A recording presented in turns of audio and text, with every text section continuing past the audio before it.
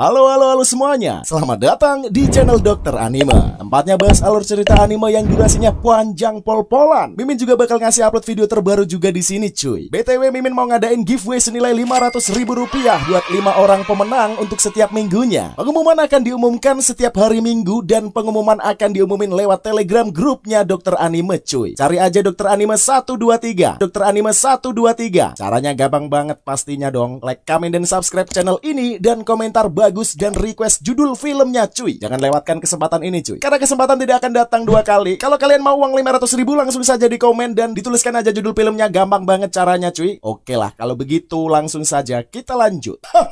Yang bakal menghibur kalian semua sejam ke depan dengan anime yang mantap punya. Kali ini cuy, salah satu rekomendasi dari penonton setia Mimi nih. Anime ini berjudul Shirei Gensouki. Anime ini menceritakan tentang kisah seorang pemuda yang bernama Ryo, seorang yatim piatu yang tinggal di daerah kumuh. Pada saat usia 7 tahun, Ryo mengingat bahwa dia ini adalah reinkarnasi dari Haruto Amakawa, seorang mahasiswa yang meninggal akibat kecelakaan lalu lintas. Dia merasa kaget karena dia ternyata juga memiliki potensi sihir yang besar. Dengan kekuatan sihirnya ini, Ryo menyelamatkan seorang gadis yang diculik. Karena perbuatan baiknya, Ryo pun diberi penghargaan untuk bersekolah di sekolah khusus bangsawan. Nah, kalau kalian udah gak sabar buat langsung ke ceritanya cuy, seperti biasalah, langsung saja kita gaspol ke alur ceritanya. Scene diceritakan MC kita di anime ini bernama Ryo, yang merupakan anak yatim piatu. Diperlihatkan bocil lelaki bernama Amakawa Haruto bersama bocil perempuan bernama Mia. Mia tidak rela ditinggal pergi oleh Haru. Makanya Mia memohon kepada Haru untuk tidak meninggalkannya. Berhubung harus keluarga pindah ke kota lain, terpaksa dia harus berpisah dengan bestinya. Ia berusaha membujuk agar Haru membatalkan niatannya. Merasa haru pada pendirian Mia, bercucuranlah air matanya. Hati Haru pun seperti disayat sama sembilu tajam. Namun apalah daya, Haru tak bisa berbuat apa-apa.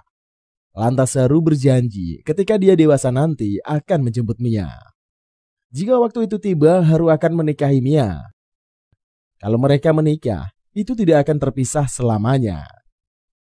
Sampai mati pun Haru akan melindungi Mia. Mendengar lontaran kata-kata Haru membuat Mia sangat terharu. Sejenak Mia pun terdiam. Haru salah mengira dia menolak lamarannya. Setelah beberapa saat Mia menyatakan persetujuannya. Beberapa tahun telah berlalu. Haru sudah menjadi orang yang dewasa. Kini Haru adalah seorang mahasiswa berusia 20 tahun. Haru menaiki bus dan masih mengingat kenangan sewaktu dia mengucapkan janji pada Mia. Haru melihat gadis mungil di bus yang duduknya tidak jauh darinya. Si gadis mungil ini tiba-tiba tersadar Haru menatapnya membuatnya salah tingkah. Tiba-tiba bus teroleng-oleng ke sana kemari. Bahkan menerobos jalurnya kereta api. Naasnya kereta api lewat menabrak bus tersebut. Kemudian diperlihatkan wilayah kerajaan Beltrum. Terbangunlah Ryo dari tidurnya. Ryo masih bingung mengapa dia melihat seseorang yang ada di dalam mimpinya. Sesaat Ryo mengira dirinya adalah Haru. Namun si bocil tersadar kalau dia adalah Ryo, bukannya Haru. Tujuan Ryo ini adalah untuk membalaskan dendam atas kematian dari ibunya. Namun bayang-bayang Haru masih tetap Ryo rasakan. Kemudian geng orang dewasa ini pada pulang setelah selesai melakukan urusan. Mereka berkata Ryo akhirnya sadarkan diri setelah demam tinggi kemarin. Selesai berbahasa-basi dengan Ryo, geng orang dewasa mulai mengeluarkan berbagai makanan lezat. Sembari makan, geng orang dewasa ini mengobrol soal pekerjaan. Mereka kagetnya hanya menyangkut karung saja dibayar dalam jumlah uang yang cukup besar. Ryo begitu lapar, ingin sekali makan. Tak lama kemudian, salah satu dari geng orang dewasa ini memanggil Ryo. Mendengar namanya disebut, Ryo amat bersemangat, sebab dia mengira akan diberi jatah makan. Akan tetapi pemikiran itu hanyalah khayalan semata. Karena Ryo sangat bau, dia diminta untuk mandi. Ryo menuruti perkataan mereka dan bergegas untuk pergi menimba air. Sepintas Ryo teringat saat dia mengobrol dengan ibunya. Ryo bertanya mengapa rambutnya ini berwarna hitam. Sang ibu memberitahukan karena mereka berasal dari negeri asing. Semua keluarga Rio mempunyai rambut yang serupa. Sang ibu berjanji akan membawa Rio suatu saat pulang ke kampung halaman. Sayang disayang hal itu tak pernah datang. Sebab ibunya Rio dibunuh secara sadis. Bayangan Rio mendadak teralihkan ke Haru. Rio sampai pusing terus mendapat penglihatan tentang Haru. Sehabis mandi, Rio memakai baju baunya lagi. Lalu datanglah keempat wanita yang berasal dari kerajaan Beltrum. Wanita ini berambut pendek bernama Vanessa yang menanyakan kepada Rio, apakah dia melihat gadis yang berusia memiliki rambut berwarna ungu yang bernama Flora Beltrum. Sementara wanita bocil ini bernama Christina Beltrum yang merasa jijai berada di sekitar Rio. Christina memaksa Rio memberitahukan di mana Flora berada. Tak kunjung mendapat jawaban, gadis mungil ini bernama Celia Claire yang mengambil alih tugas. Celia berkata jika cara Vanessa dan kawan-kawan seperti itu tak akan dapat info apapun. Celia bertanya secara sopan mengorek informasi wilayah kumuh tersebut. Rio memberitahukan dia tidak melihat Flora. Rio berujar untuk masuk ke wilayah kumuh mereka yang tak bisa memakai baju indah. Cecilia mencoba mendeteksi sihir di wilayah kumuh. Kemungkinan mereka dapat mengetahui di mana Flora disembunyikan. Namun hanya mereka berempat dan Rio yang mendeteksi sihirnya. Cecilia dan kawan-kawan kaget Rio mempunyai energi sihir. Cecilia and the gang berencana akan menyamar sebagai warga kumuh. Meski berat memakai pakaian lusuh, Christina bersedia. Sebagai ucapan terima kasih, Cecilia memberikan sekantung uang pada Rio. Saat membukanya, Rio terkejut. Dia mendapatkan koin perak. Rio memperhatikan sekelilingnya dan ia mengkalungkan ke lehernya untuk menyembunyikan koin perak di bajunya. Ketika Rio pulang ke rumah, dia sudah dicegah sama senjata tajam oleh seorang pria bertopeng. Bahkan geng orang dewasa semuanya mati terbunuh. Tiba-tiba muncullah wanita gemoy berambut pink panjang bernama Aisyah. Mengatakan kalau dia akan memberikan pengajaran sihir dalam waktu yang singkat kepada Rio. Karena Aisyah ini tak bisa berlama-lama menampakkan wujudnya. Selesai ritual, Rio mendadak bisa ilmu bela diri, sehingga Rio dengan mudah melawan jurus-jurus musuh. Sekian menit bertarung, musuh berhasil dikalahkan secara KO.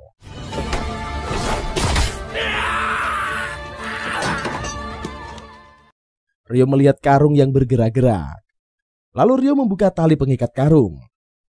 Muncullah Flora dalam kondisi yang terikat. Rio melepaskan penutup mulut Flora. Kemudian Flora berjanji akan memberikan Rio hadiah jika membawanya ke istana Beltrum. Saat Flora menghadap ke sisi lain, dia syok berat sekaligus pingsan ketika menatap mayat. Rio membopong tubuh Flora tak sengaja berpapasan dengan Vanessa dan kawan-kawan. Christina mengira Rio ini telah bohong, langsung memberikan tampolan. Vanessa meminta Christina berhenti memprovokasi Rio. Vanessa menyuruh Rio ke istana untuk dimintai penjelasan terkait Flora.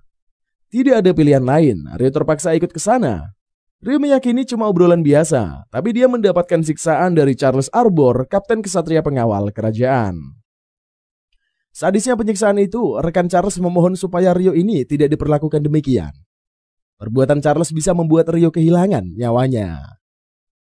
Charles tidak peduli akan konsekuensi itu.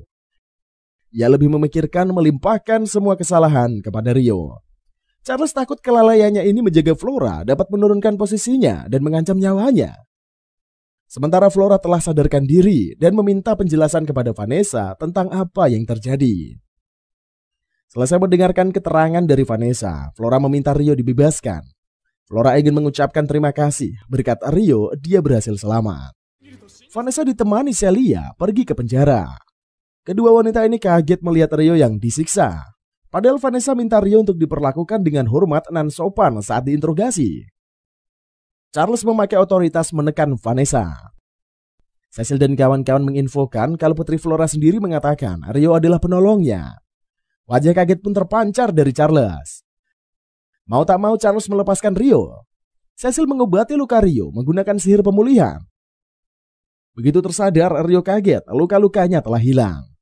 Rio meminta Cecil mengajarinya tata krama kerajaan.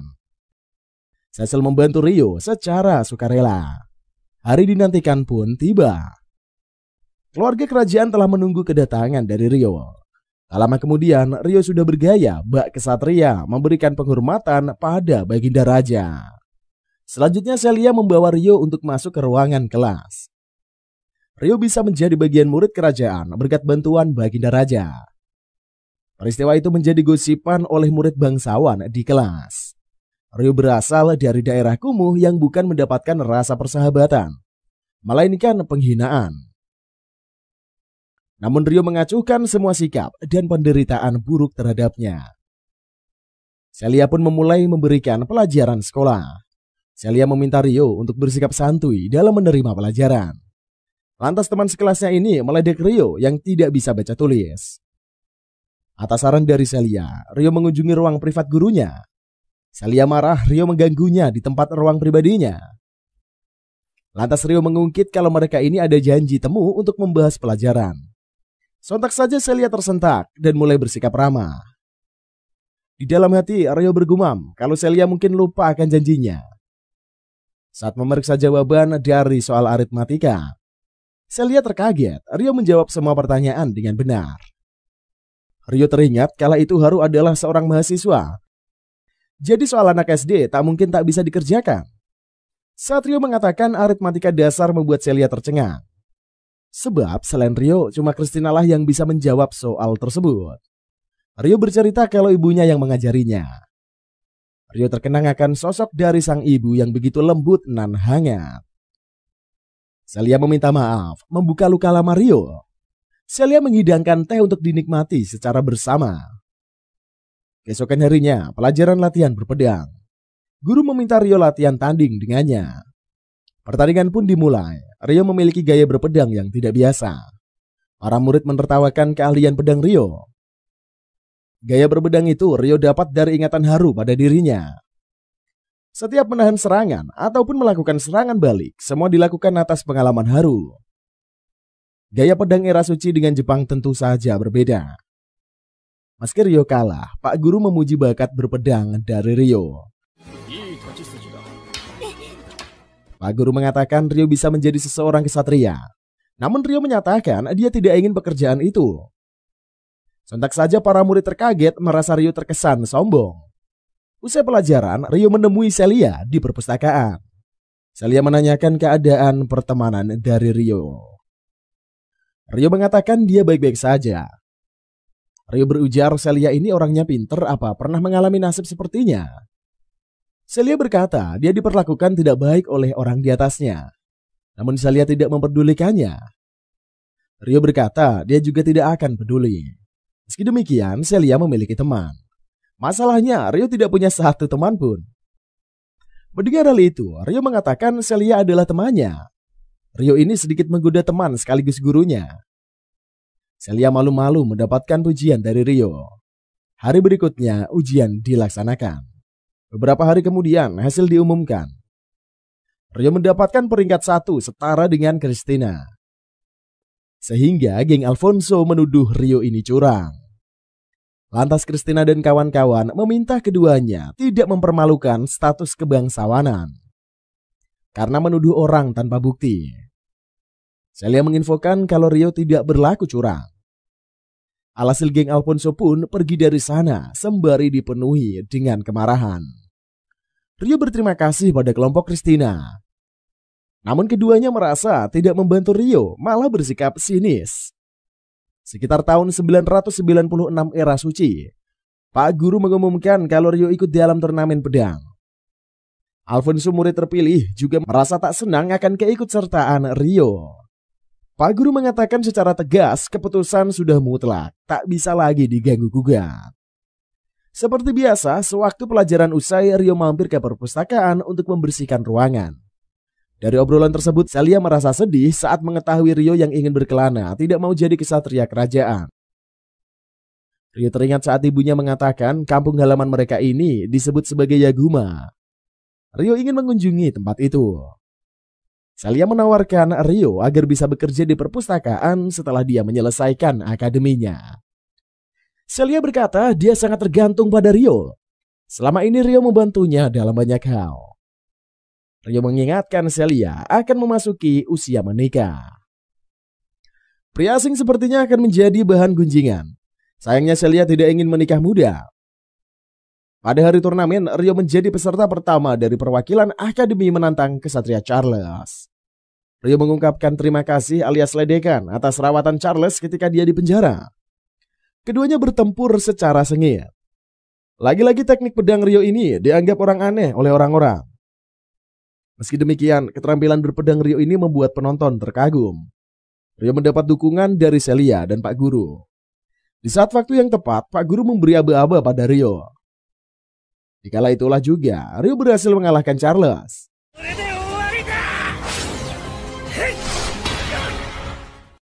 Hanya saja kekalahan itu tidak diterima oleh Charles. Atas peringatan dari Alfred sebagai wasit Charles, seorang kesatria harus mengakui kekalahannya. Dengan berat hati, Charles menuruti permintaan dari Alfred. Di benak Alfred, dia tidak sabar menyaksikan masa depan Rio. Saking kesalnya, Charles minum-minum di rumah duta besar Kekaisaran Proxtia. Dari situ duta besar tahu bahwa Rio lah yang dalang dibalik gagalnya penculikan Putri Flora. Keesokan harinya, Celia bingung Rio mau kemana. Sehingga Celia mengikuti kemana perginya Rio. Ternyata Rio ini mendapatkan surat cinta dari seorang wanita. Lalu malu habisnya menyerahkan surat pada Rio dan mengucapkan pujian pada sang pujaan. Wanita ini bergegas pergi. Celia menyaksikan adegan menggetarkan itu membuatnya terkejut. Selanjutnya para murid akademi akan melakukan latihan di hutan. Di sana semua pelajaran di akademi akan diterapkan dalam realisasi nyata. Alfonso bertindak sebagai komandan menyetujui usulan Stuart memakai rute yang sudah ia siapkan. Dengan rute tersebutlah mereka bisa menyelesaikan misi secepat mungkin. Stuart mengatakan dia mendapat info dari pintas dari kenalan keluarganya. Rowana merasa mereka seperti bertindak curang. Namun Christina tidak mempersoalkan hal itu yang menyerahkan semuanya pada Alfonso. Stuart memerintahkan Rio menjadi pengangkut barang-barang mereka.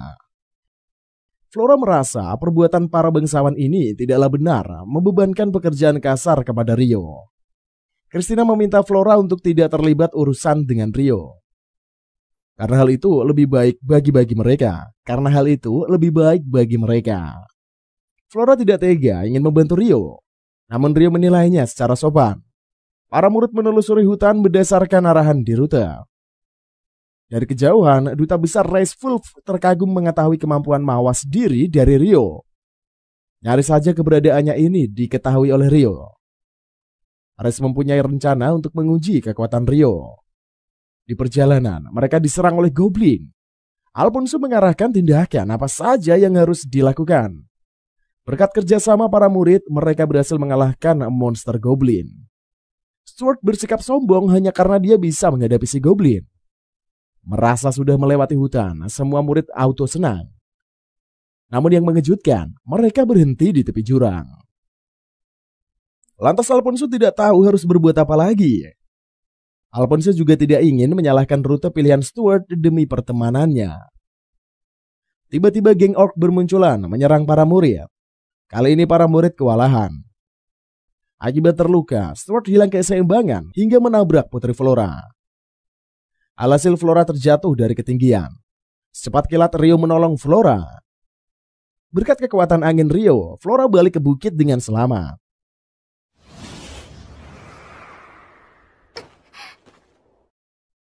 Para murid membahas soal bagaimana Flora nyaris saja kehilangan nyawanya. Takut disalahkan, Stuart mengkambing hitamkan Rio.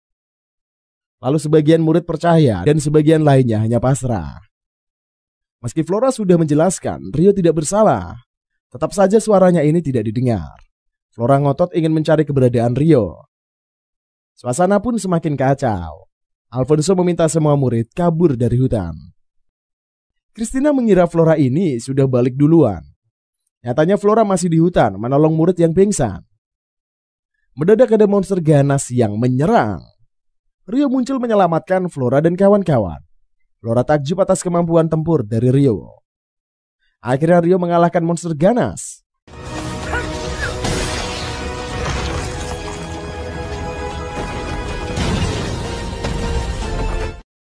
Melihat Christina dan kawan-kawan yang menemui Flora, Rio pergi berlalu begitu saja. Duta besar Reis tahu kalau Rio ini adalah orang Yagumo, karena Rio bisa memakai spirit. Kemudian tampak Celia yang mengoceh atas tindakan kepala akademi yang menyuruhnya meneruskan penelitiannya. Saat ingin memasuki ruangan, Celia mendengar pembicaraan keluarga Duke Haguenot yang sama kepala akademi. Celia terkaget, semua kesalahan dilimpahkan kepada Rio atas jatuhnya Flora ke dalam jurang. Rio menyadari posisinya dalam bahaya, sehingga Rio menemui Celia di perpus untuk mengucapkan salam perpisahan. Rio berkata dia akan menulis surat pada Celia atas nama samaran Haru. Sebelum berpisah, keduanya saling berpelukan sebagai salam perpisahan. Setelah itu Rio melanjutkan perjalanannya ke kampung halaman orang tuanya, yaitu Yagumo. Sementara Duke Haguenot meminta budaknya bernama Latifah untuk membunuh Rio. Selanjutnya Rio tiba di wilayah kerajaan Garlak, kota pasar Armande. Tujuannya Rio datang ke Armande ini adalah ingin melengkapi perbekalan makanan. Karena Rio akan melakukan perjalanan panjang untuk sampai ke Yagumo. Rio terkejut di zaman era suci ini sudah mengenal makanan pasta. Penjual pasta ini berkata itu semua berkat penguasa kota Armande yang bernama Liselot. Mereka dapat mengolah makanan mie. Rio meyakini kalau Liselot ini sama seperti berasal dari bumi yang terdampar ke isekai. Rio memesan mie pasta dan ia mengakui rasanya yang begitu maknyus. Rio bertanya bagaimana dia bisa mendapatkan bahan-bahan tersebut. Penjual pasta menyarankan Rio mampir ke guild pedagang rica. Ketika menuju ke guild, Rio merasa familiar dengan kue manju. Karena Haru berasal dari Jepang, ia sudah pasti sering menikmati kue manju. Kemudian penjaga kedai Lotte alias penguasa kota menyambut kedatangan Rio sebagai pelanggannya. Lotte memenuhi semua pesanan Rio. Bahkan Lotte juga memberikan alat masak dan beberapa peralatan untuk berkemah. Karena pengetahuan Rio soal teh hitam membuat Lotte dan dirinya nampak akrab. Rio memberitahukan dia belajar banyak dari kenalannya di kerajaan Beltrum. Rio mempercayakan pengiriman surat kepada Celia pada Lotte. Sembari menatap kepergian Rio, Cosetta tanpa sadar menyebut nama Liselot. Lotte menegurnya, tak boleh ada yang tahu kalau dia ini namanya Liselota. Setelah itu Rio melanjutkan perjalanannya menelusuri hutan. Di tengah jalan, Rio mencoba membantu wanita yang sedang terkapar di jalan. Ternyata wanita itu adalah Latifah. Rio menyadari kalau Latifah ini ingin membunuhnya. Terjadilah adegan pertarungan sengit antara keduanya. Latifah heran manusia seperti Rio memiliki kecepatan yang sama seperti manusia hewan.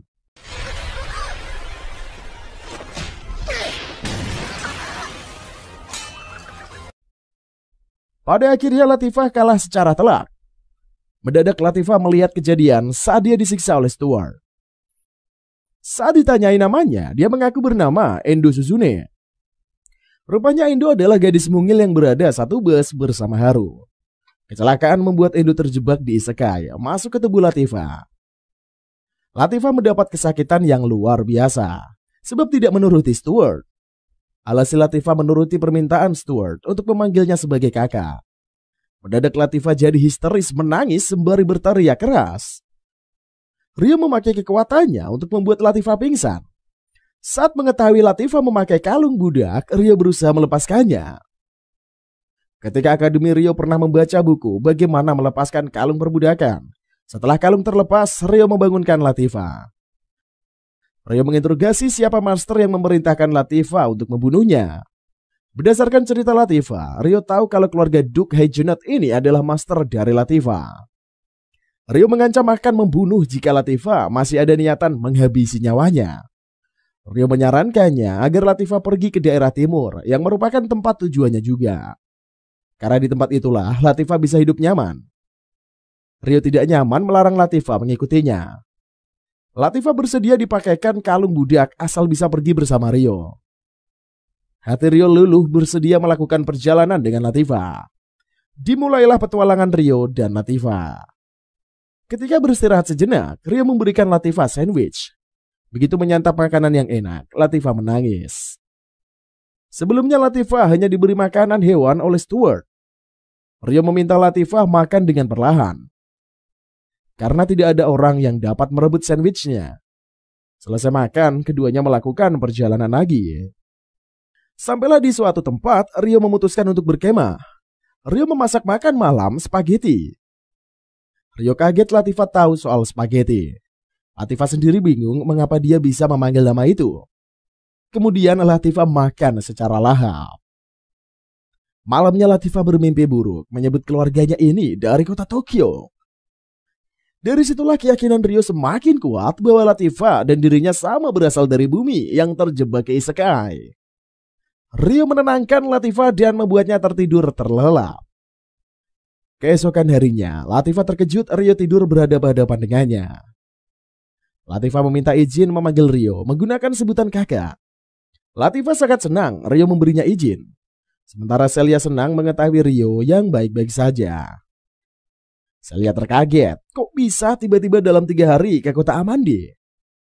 Sedangkan Rio bertanya pada Latifah, apakah dia ini melihat adanya pohon yang besar di depan mereka. Namun Latifah merasa dia cuma melihat hutan belantara. Rio menyadari cuma dia yang bisa menatap pohon besar itu. Latifah takut mereka akan tersesat di dalam hutan belantara. Rio meyakini kalau mereka baik-baik saja. Lantas keduanya mulai menelusuri ke dalam hutan. Sekian lama berjalan, Latifah memberitahu kalau ada bau dari seseorang yang tidak jauh dari mereka. Mendengar hal itu, Rio pun memutuskan untuk berkemah di tempat itu. Malam harinya, Rio mengecek kondisi Latifah. Menyadari si mungil sedang bermimpi buruk, Rio memakai kekuatannya untuk menenangkan Latifah. Mendadak perhatian Rio teralihkan. Tak jauh dari tendanya, serigala sedang menatap ke arah Rio. Selanjutnya serigala itu menyinari mata Rio. Akibatnya Rio kehilangan penglihatannya. Rio hanya mengandalkan pergerakan dari spirit yang ada pada geng Orpia. Orpia meminta Rio mengatakan alasan dia yang berada di hutan. Selagi Rio berurusan sama Orpia, kelompok Azuma memeriksa kondisi tenda. Azuma kaget kalau ras seperti mereka ini ada di tenda dalam keadaan tertidur. Emosi Azuma meluap saat mengetahui kalau Latifah tertidur, sebab dipengaruhi oleh kekuatan spirit. Alhasil Rio dalam masalah penglihatan dikeroyok hingga pingsan. Kemudian Rio berbicara sama Aisyah, orang yang memberikan kekuatan padanya ketika berada di desa kumuh. Aisyah berkata waktunya tidak banyak untuk bicara dengan Rio. Untuk itu Aisyah cuma bisa memberikan Rio pelukan hangat. Melihat Rio yang mengigau, Orpia dan kawan-kawan pun panik. Akhirnya Rio telah sadarkan diri. Tak lama kemudian datanglah Latifah yang bergegas memeluk Rio. Latifah marah kakak angkatnya ini diperlakukan seperti penjahat. Lalu Ursula, salah satu tetua desa spirit, memohon maaf karena kelancangan Orpia dan kawan-kawan. Ursula juga menyuruh Azuma bertanggung jawab atas tindakan kasar pada Rio. Rio merasa risih atas sikap formalnya geng Orpia yang meminta mereka berhenti menunduk. Malam ini, Rio dan Latifah akan tinggal di tempat yang sudah disediakan. Ursula merasa tidak enak hati membiarkan tamu agung harus bermalam di tempat yang kurang layak. Namun Rio sangat berterima kasih atas sambutan hangat Ursula dan kawan-kawan. Keesokan harinya, Ursula dan Rio melihat pemandangan. Rio memberitahu bahwa pohon besar itu adalah tempat tinggalnya spirit agung Dryas. Ursula tidak menyangka Rio dapat melihat pohon terbesar di dunia. Padahal ditutupi sama ilusi. Setelah itu Ursula pun membawa Rio ke lokasi pertemuan. Baru kali ini para tetua desa spirit mengadakan rapat bersama manusia. Satu persatu tetua mengenalkan diri mereka. Ketiganya sangat bersikap sopan kepada Rio. Di kesempatan itulah Rio memohon kesediaan desa spirit untuk menampung Latifah. Mendengar hal itu, tetua desa spirit lebih merasa malu lagi. Rio bersedia melepaskan Latifah. Sedari awal, rapat ditujukan untuk membahas soal Latifah. Tak disangka niat desa spirit ingin merawat Latifah ini malah didukung oleh Rio. Rio meminta izin tinggal lebih lama di desa spirit. Mengingat kedekatan Latifah dengannya, sontak saja para tetua sangat senang atas kabar tersebut. Kemudian spirit agung Dryas menampakkan dirinya. Lalu Dryas memeriksa spirit yang ada di tubuh Rio. Dryas kaget, spirit Rio berbentuk manusia. Hal itu merupakan peristiwa yang langka. Hanya spirit kelas tertinggilah yang disebut sebagai 6 spirit agung. Akan tetapi semuanya menghilang dalam perang Dewa Iblis 1000 tahun yang lalu. Dryas mengatakan bagi manusia akan sulit karena kesulitan dalam menggunakan sihir. Rio mengerti karena itulah dia diremehkan oleh kaum bangsawan. Lantas Dryas memberitahukan hal yang mengejutkan. Jika warga tahu Rio pemilik spirit manusia ini, tentunya dia akan dipuja-puja oleh warga. Dryas adalah seorang spirit manusia di kelas kedua yang sudah diagung-agungkan oleh orang. Lalu para tetua mengabarkan dengan status spirit Rio, dia bisa disebut sebagai orang suci. Para tetua harus memperlakukan Rio dengan istimewa. Kemudian Rio meminta agar dia diberi pelatihan meningkatkan spiritnya. Para tetua bersedia membantu Rio. Kini Rio dan Latifah mendapatkan tempat tinggal yang baru. Geng Orpia ini akan tinggal bersama Rio. Lantas Rio dan Latifah hidup berdampingan sama warga desa spirit. Rio mendapatkan pelatihan kemampuan spiritnya dari berbagai orang. Tidak terasa lama, sudah setahun lamanya Rio bersama dengan Latifah tinggal di desa spirit. Setelah itu desa spirit membuat perayaan festival desa spirit. Di sisi lain, Res membawa anggotanya untuk menuju ke gua. Res meminta Pepeng menunggunya. Pepeng ingat saat dia direkrut oleh Res. Tak lama kemudian Res keluar membawa telur menyerahkannya kepada Pepeng. Res juga memberikan pil penghancur jantung. Pepeng yang bodoh langsung meminumnya. Res menugaskan Pepeng membawa telur selagi dia berurusan dengan hal lain. Res memberitahu tempat mereka ini akan bertemu lagi. Selanjutnya Res mengikat Griffon di pohon. Res meminta jika terjadi kenapa-napa, Pepeng bisa kabur saja dengan Griffon. Lalu Res meninggalkan Pepeng dan ia pergi ke gua Wyvern. Res menjadikan Pepeng sebagai tumbal supaya dia nyaman mencuri telur-telur Wyvern. Sementara Rio mengajak Latifah berjalan-jalan. Di kesempatan itulah Rio mengatakan kalau dia akan berkelana ke kampung halaman tanpa Latifah. Rio takut banyak masalah akan menimpa Latifah kalau ia ikut bersamanya.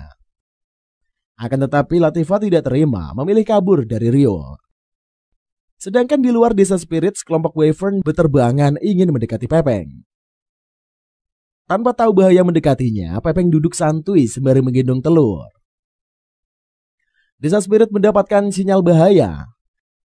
Orpia dan kawan-kawan bergegas mengecek situasi. Sampailah mereka ke tempat Pepeng berada. Orpia meminta Pepeng bekerja sama dengan mereka. Saking paniknya, Pepeng mengajak duel. Saat ada kesempatan, Pepeng lari menaiki Wyvern. Dirasa urusannya selesai, Res tidak memerlukan Pepeng lagi. Res menghancurkan artefak di tangannya, membuat Pepeng auto tewas.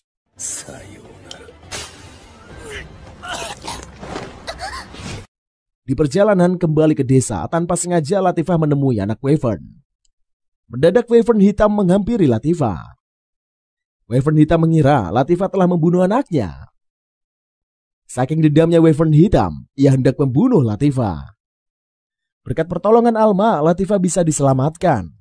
Alma mencoba menyerang Wyvern hitam, tapi kekuatannya tidak sebanding.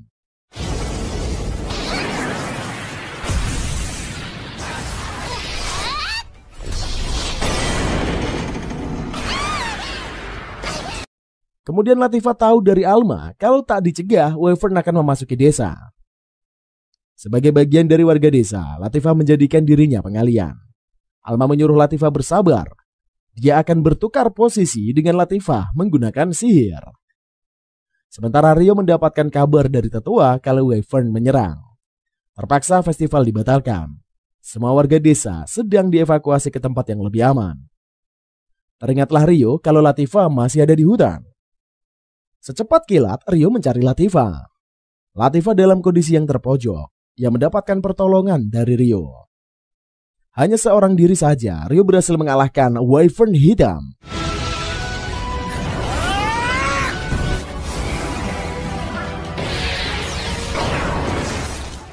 Alma terkejut sekaligus terpukau. Tak lama kemudian, Orpia dan kawan-kawan tiba memuji kehebatan Alma. Ia bisa membunuh Wyvern hitam. Lantas Alma memberitahukan kalau Rio lah yang berhasil membantai si Wyvern hitam seorang diri. Sontak saja semuanya pada kaget atas aksi dari Rio. Keesokan harinya Latifah memberitahukan fakta dia berasal dari bumi negara Jepang. Rio juga mengakui kalau dia sama seperti Latifah. Dari cerita Latifah, Rio tahu kalau mereka ini adalah orang-orang di dalam bus yang terjebak di isekai akibat dari kecelakaan. Kemudian Rio dan Latifah mendapatkan berkas dari Dryas. Setelah itu Latifah dan kawan-kawan mengucapkan salam perpisahan kepada Rio. Rio juga mendapat beragam hadiah dari para tetua beserta warga. Latifah memeluk Rio, mengatakan kalau dia ini akan menunggu kepulangannya. Lantas Rio melakukan perjalanan ke kampung halaman orang tuanya di Yagumo. Selanjutnya nampak warga desa Yagumo yang sedang memanen. Mereka sangat aneh dengan gaya berpakaian dari Rio. Rio bertanya apakah mereka tahu di mana rumah kepala desa. Ruri bersedia mengantarkan Rio ke rumah neneknya. Ruri mengajak Sayo pergi bersama. Setibanya di rumah, kepala desa bernama Yua yang merasakan Rio ini sangat sopan. Kemudian Rio menanyakan soal kedua orang tua kepada Yuba. Karena kedua orang tuanya ini berasal dari desa tersebut. Makanya Rio ingin mendapatkan pencerahan dari Yuba. Lantas Yuba meminta Ruri dan Sayu untuk meninggalkan mereka. Sontak saja Ruri keberatan, sebab dia meyakini obrolan Rio akan semakin seru. Namun Yuba tidak mengizinkan Ruri dan kawan-kawan ada di sana. Setelah itu Rio memberitahukan nama ayahnya yang adalah Zen dan ibunya adalah Ayame. Mendengar hal itu, Yuba terkejut tak disangka dia bisa bertemu cucunya. Yuba menginfokan kalau Rio ini adalah cucunya. Sementara Ruri adalah sepupu dari Rio. Anak kakaknya Zen. Yuba mengajak Rio ke makam orang tuanya. Yuba mengatakan Zen membawa Ayame pergi dari desa menuju ke tempat lain. Warga desa sengaja membuat kuburan mereka, tahu bahwa keduanya tidak akan pernah kembali lagi. Rio pun masih bingung mendengar kabar tersebut. Yuba berujar nantinya Rio akan tahu juga, tetapi bukan sekarang. Yuba berkata dia akan menutupi identitas Rio dari warga desa sementara waktu.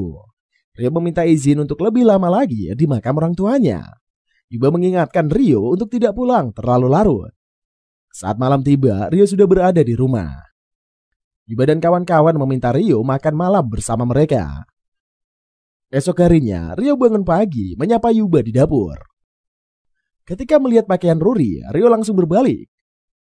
Yuba memberitahu Ruri soal bajunya.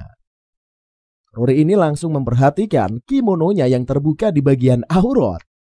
Menyadari hal itu, Ruri pun auto malu dan bergegas pergi ke kamarnya. Setelah itu Rio dan Ruri membantu Yuba untuk memasak. Tidak disangka Rio sangat mahir dalam urusan masak-memasak. Rio juga bisa membuatkan air panas dengan teknik spirit. Tak lama kemudian, Sayu dan kakaknya datang berkunjung di kala masakan telah siap. Shin amat lahap memakan masakan buatan Rio. Sayu meminta kakaknya untuk tidak berbuat hal yang memalukan. Akan tetapi Shin tak peduli, makan sampai perut kenyang. Setelah itu Yuba menyuruh Shin mengajak Rio pergi berburu bersamanya. Shin merasa Rio bertubuh kurus amatlah lemah. Shin tidak mau Rio menyusahkan dirinya. Yuba berkata kalau Rio mahir dalam berburu. Apalagi Dola membutuhkan rekan untuk berburu. Akhirnya Shin mengizinkan Rio untuk pergi. Shin berharap Rio tidak menghambat perburuan mereka. Rio menyerahkan pekerjaan cuci-mencuci kepada kedua gadis. Mendengar Sayu yang memakai embel-embel tuan di nama Rio, Ruri menggodanya.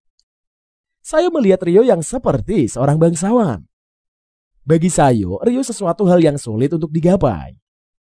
Sementara Rio sangat handal dalam berburu. Shin mengeluh hari ini dia tidak dapat satu buruan. Hanya Rio dan Dola saja yang berhasil mengumpulkan buruan. Setelah itu Rio pulang melihat dirinya dalam keadaan yang sangat kotor.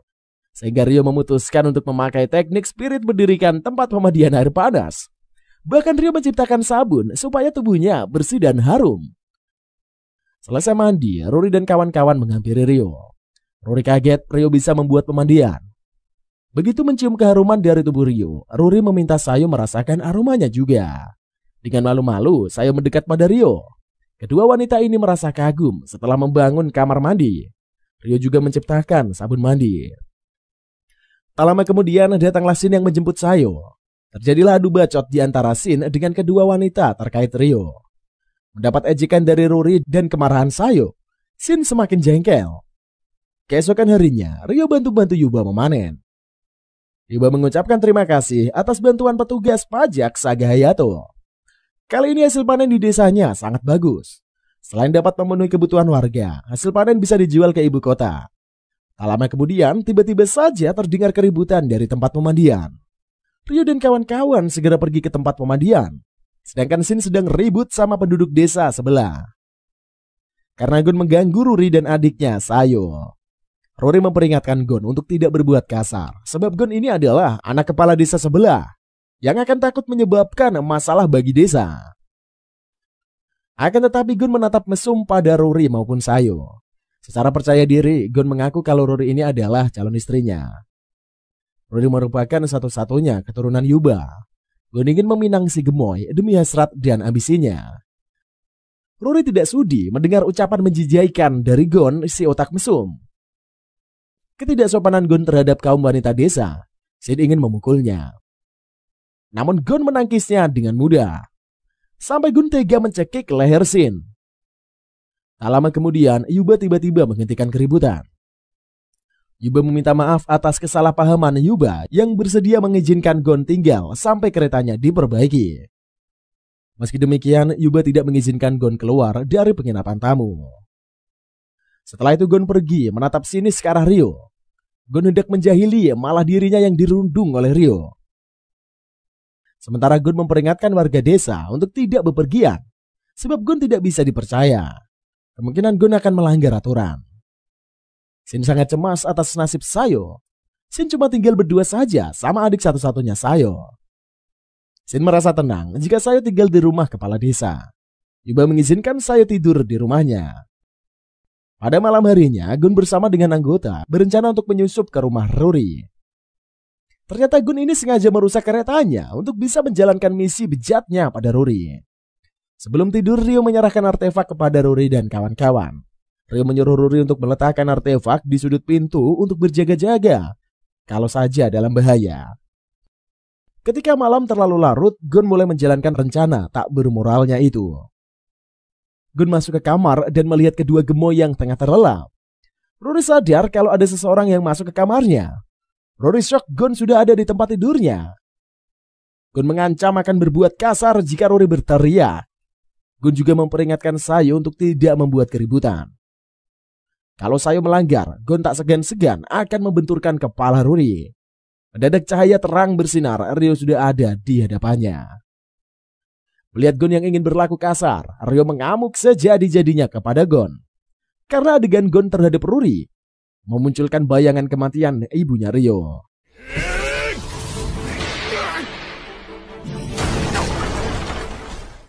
Kalau tidak dihentikan oleh Sayo, Gon mungkin tinggal nama saja.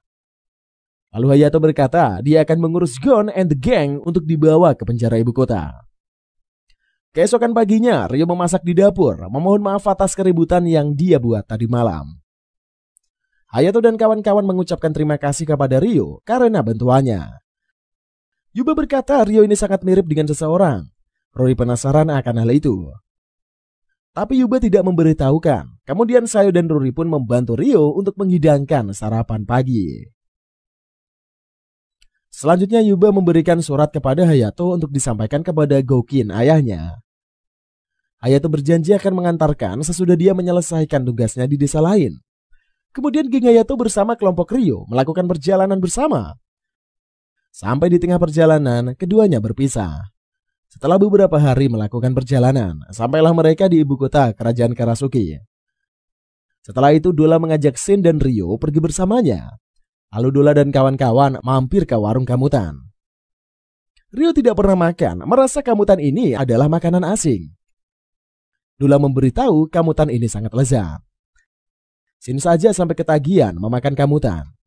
Saat mencobanya, Ryo memuji rasa kamutan yang begitu mantul. Selesai makan, Shin mengucapkan terima kasih atas pertolongan Ryo melindungi Sayo dari kebejatan Gon. Ryo berujar hal itu sudah seharusnya dilakukan. Lantas Shin curcol kalau dia ingin Sayo memakan kamutan, supaya Sayo berbaikan dengan Shin. Kemudian Ryo membantu Sayo untuk belanja. Ryo berkata, Shin berharap Sayo bisa makan kamutan. Mendengar kamutan, Sayo berkata mereka bertengkar hebat gara-gara itu. Shin pun mengeluh Sayo tak bisa masak kamutan. Shin berpikir alasan Sayo yang tak bisa masak karena belum pernah mencobanya. Dalih-dalih ingin mentraktir, Sayo meyakini sang kakak hanya ragu saja. Jika dia memakan kamutan, Sayo bisa membuat banyak untuk kakaknya. Mendengar hal itu, Ryo memuji kalau Shin ini kakak yang baik. Shin hanya ingin Sayo menikmati makanan yang enak. Ucapan Ryo menyebabkan Sayo malu-malu. Ketika melihat pernak-pernik, Ryo mampir meminta Sayo memilihnya. Awalnya Sayo menolak, takut kemahalan. Namun kakak penjual memakai kemahiran salesnya. Berkata bahwa menolak hadiah dari seorang pria ini adalah bentuk ketidaksopanan. Lantas Ryo berkata, kakak penjual memang jago berdagang. Sayo memilih jepit rambut bunga. Ryo merasa jepit rambut itu sangat sesuai yang dikenakan oleh Sayo. Ternyata harga benda itu sangatlah mahal. Sayo tidak enak hati. Kakak penjual pun bersedia memberikan diskon. Namun Ryo berkata dia tidak akan menawar hadiah yang akan diberikan untuk wanita. Kata-kata Akang Ryo itu begitu so sweet. Sampai-sampai kakak penjual berpikir menaikkan harganya 2 kali lipat. Di perjalanan, Ryo dan kawan-kawan tak sengaja berjumpa sama Komomon yang ingin diculik oleh geng begundal. Pengawalnya Aoi kewalahan dibuat geng begundal. Secara mudah, Ryo mengalahkan para begundal. Tidak mau menambah urusan, Ryo dan kawan-kawan segera pergi. Selesai makan kamutan, Sayo dan kawan-kawan menyapa Shin. Akhirnya hubungan kakak beradik ini membaik. Sayo bersedia membuat kamutan untuk kakak tercinta. Sementara Hayato memberitahu kalau Komomon nyaris saja diculik. Namun penyelamatnya ini mendadak hilang dari pandangan. Jadi tak bisa mengucapkan terima kasih. Kemudian Hayato menyerahkan surat dari Yuba. Saat membaca surat itu, Goukin menangis terharu, ingin segera menemui Ryo. Lalu Hayato mempertemukan Ryo dengan Goukin Saga dan Kayoko Saga. Goukin bercerita mengenai pertemuan Zen dan Ayame. Ayame merupakan putri dari kerajaan Karasuki. Sementara Zen ini adalah samurai berbakat yang bersedia menjadi pengawal Ayame. Tanpa sadar, Ayame jatuh hati kepada Zen. Suatu ketika, kerajaan Karasuki mengadakan pertemuan gencatan senjata dengan Rokuren. Kala itu, pangeran tetangga jatuh cinta kepada Ayame. Sehingga pangeran membuat rencana penculikan. Zen berhasil menyelamatkan Ayame. Peristiwa itu membuat pelayan pangeran terbunuh. Tak senang akan kejadian itu, pangeran ngeri. Pangeran negeri tetangga meminta Zen dihukum mati dan dia menikahi Ayame. Raja Homura membantu Zen dan Ayame melarikan diri. Selesai bernostalgia serta berharu biru, Goukin membawa Ryo berhadapan dengan Raja Homura dan Ratu Shizuku. Keduanya sangat bahagia bisa bertemu dengan cucunya. Raja maupun Ratu meminta Ryo menceritakan soal orang tuanya. Ryo memberitahu orang tuanya yang sudah meninggoy. Sepeninggalan sang ayah, ibunya merawat penuh cinta kasih dan tak pernah menampakkan kesedihan. Suatu hari Lucius Orgil datang mencekoki dia dengan minuman dan membunuh ibunya di depan mata kepalanya sendiri. Mengetahui kejadian yang memilukan itu, orang nomor 1 di kerajaan merasa sedih akan nasib anak cucu sama menantunya. Ryo melanjutkan ceritanya, sewaktu tersadar ia sudah berada di kawasan yang kumuh. Ryo lepas dari daerah kumuh itu ketika ia menolong putri kerajaan Beltrum. Di sana ia bertemu dengan Celia yang banyak membantunya dalam segala hal. Karena Ryo memutuskan pergi ke Yagumo, ia meninggalkan wilayah kerajaan Beltrum. Ryo menegaskan kalau dia bertemu dengan Lucius, dirinya akan membuat perhitungan. Cuma pada Lucius saja, Ryo tidak akan memberikan ampun. Lantas kakek atau neneknya Ryo ini hanya bisa memberikan dukungan. Sebelum itu orang nomor 1 kerajaan ingin menguji kemampuan bertarung Ryo. Apalagi Lucius bukanlah musuh yang bisa diremehkan. Sementara Goukin adalah samurai tingkat tinggi. Di antara beberapa kerajaan tetangga, ilmu pedang dan bela diri Goukin ini merupakan yang terbaik di kalangannya. Kemungkinan Lucius juga pembunuh ayahnya Ryo. Setelah itu pertandingan pun dimulai. Keduanya beradu pedang. Merasa Ryo sangat OP, Goukin mengalirkan kekuatannya di pedang. Namun Ryo berhasil mengalahkan Goukin.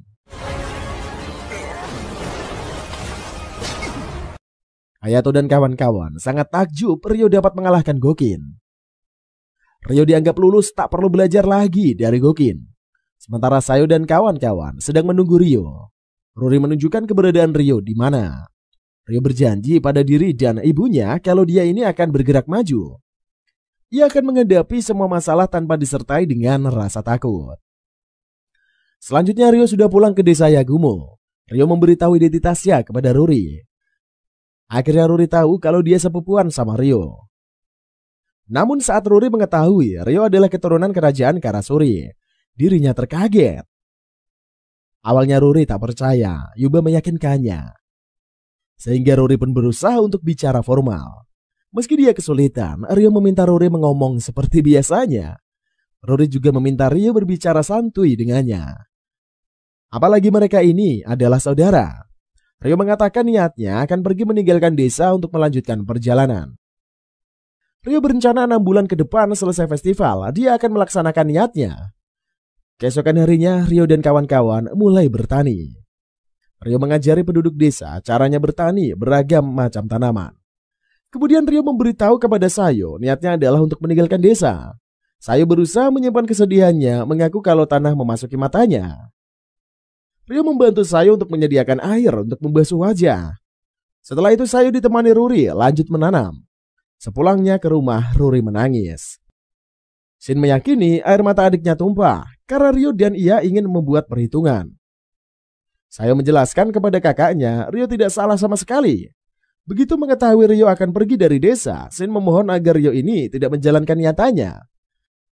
Sayo meminta maaf kepada Rio dan Yuba agar membawa kakaknya pulang. Selama 6 bulan Sayo selalu melatih dirinya, berharap kelak Rio akan membawanya pergi. 6 bulan kemudian festival panen pun berlangsung. Ada pertandingan gulat yang dilakukan. Kayako meminta maaf sebab Goukin ini sibuk bertanding daripada meladeni Rio. Rio berkata di acara festival panen status tidak berlaku. Semuanya harus menikmati. Saya meminta berbicara 4 mata dengan Rio. Saya menyatakan cintanya kepada Rio. Namun Rio secara tegas tidak bisa membalas perasaannya. Saya tak mempersoalkan hal itu. Asal membiarkan dia berada di sisi Rio, itu saja sudah cukup. Saya sudah melakukan latihan spirit dan fisiknya agar tak merepotkan Rio di dalam perjalanan. Bagaimanapun saya memohon tetap saja Rio tidak mengizinkan. Rio tahu kalau Shin ini mendengarkan obrolan mereka dan meminta maaf. Setelah Rio pergi, Shin menghampiri adiknya yang lagi patah hati. Malam harinya Rio berpamitan kepada Yuba dan Rory. Di pintu gerbang desa Sayo sedang menunggu untuk mengucapkan selamat tinggal.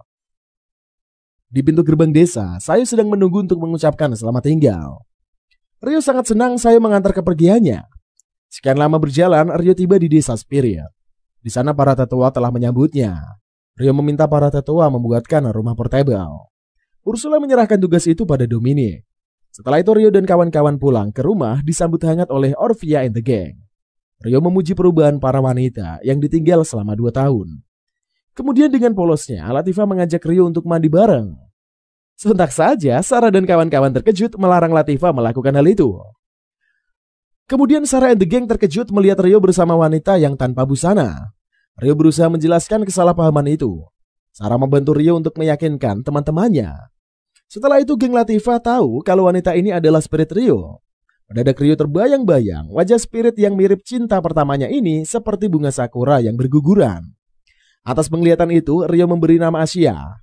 Sarah dan kawan-kawan setuju dengan nama yang sangat indah itu. Karena para wanita menyarankan Rio untuk memberitahukan soal Aisyah pada tetua. Sebelum pergi, Aisyah memakai mananya untuk membuat pakaian sendiri. Setelah sampai di tempat para tetua, Rio memberitahukan soal Asia. Tiba-tiba nongollah Dryas.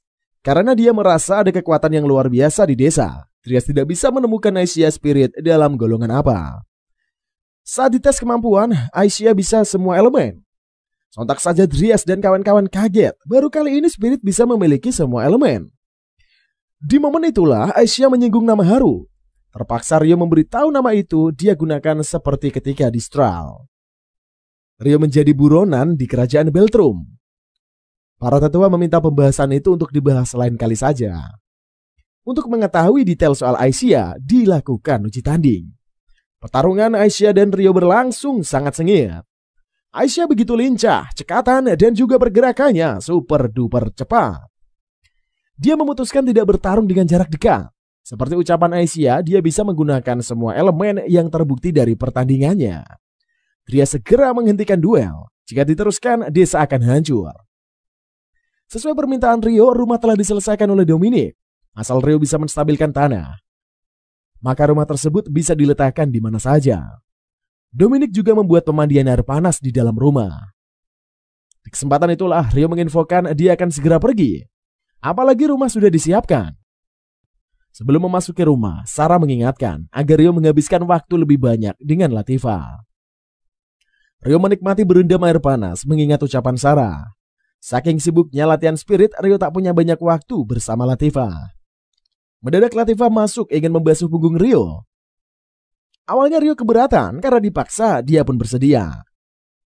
Sambil membasuh punggung Rio, Latifah mengungkit soal dirinya saat di bumi Jepang. Latifah selalu satu bus sama Haru alias Rio. Latifah sebagai Endo ingin berkakak-kakaan Haru. Ternyata benar Rio seorang kakak yang sangat baik. Keesokan paginya, para tetua Latifah dan kawan-kawan serta spirit agung Dryas mengantarkan kepergian Rio. Para tetua juga memberikan hadiah kepada Rio untuk mempermudah perjalanannya. Sekian lama berjalan, sampailah Rio dan kawan-kawan di Beltram, ibu kota kerajaan Beltrum. Rio menggunakan hadiah pemberian Seliodra untuk mengganti warna rambutnya. Geng Rio mampir ke akademi untuk bertemu dengan Celia. Rio kaget mengetahui ruang perpus yang kosong. Dengan bantuan Aisyah, Rio mendapatkan info yang mencengangkan. Rio shock mengetahui calon pengantin Celia ini adalah orang brengsek seperti Charles Arbor. Nampaknya Celia beraut wajah sedih menemui Charles. Selanjutnya Rio mengetahui situasi dari kepala akademi baru.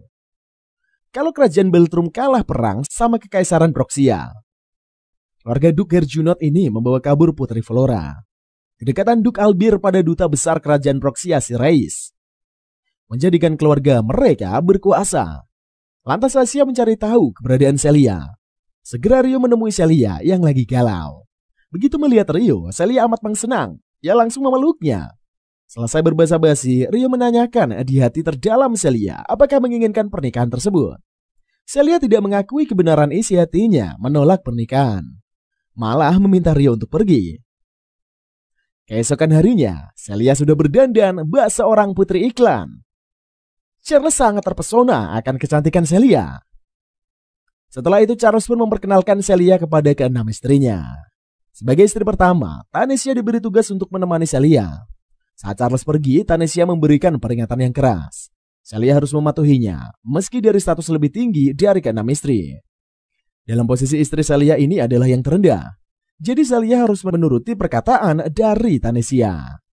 Sontak saja Celia makin galau, bergabung dengan keluarga Duke Arbor. Kedatangan Putri Christina ini membawa kelegaan bagi Celia. Christina pun meminta maaf telah mencuri senyum Celia. Christina begitu mengagumi sosok Celia sebagai seorang guru. Demi keluarga kerajaan, Celia harus menanggung beban. Christina meminta Celia tidak perlu segan kepadanya jika saja memerlukan bantuan. Celia tersenyum sembari menyetujui keinginan dari Christina. Setelah itu pawai pernikahan berlangsung meriah. Semua memuji kecantikan Celia, menyebut sebagai pengantin perak. Berkat bantuan Aisyah, Celia tahu keberadaan dari Rio. Saat melihat Rio yang tanpa sadar, Celia mengeluarkan air mata. Charles salah paham mengira Celia menangis bahagia sebab menikah dengannya.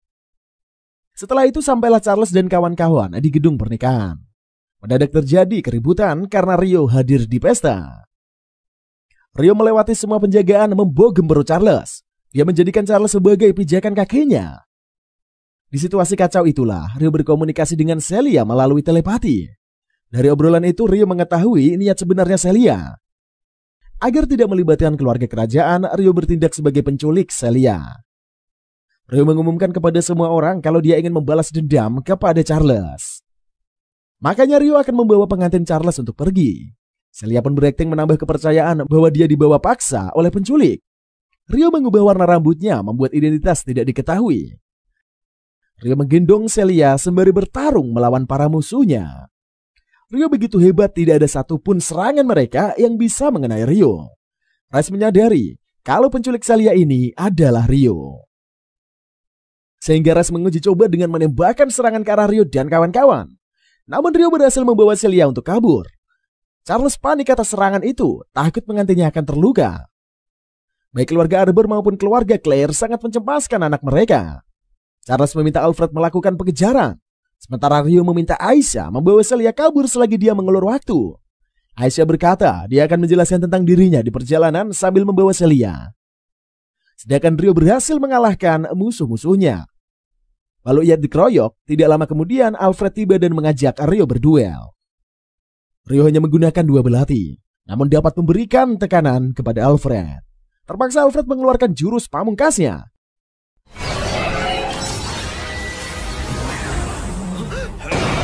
Alfred meyakini Ryo menghindar dari serangannya.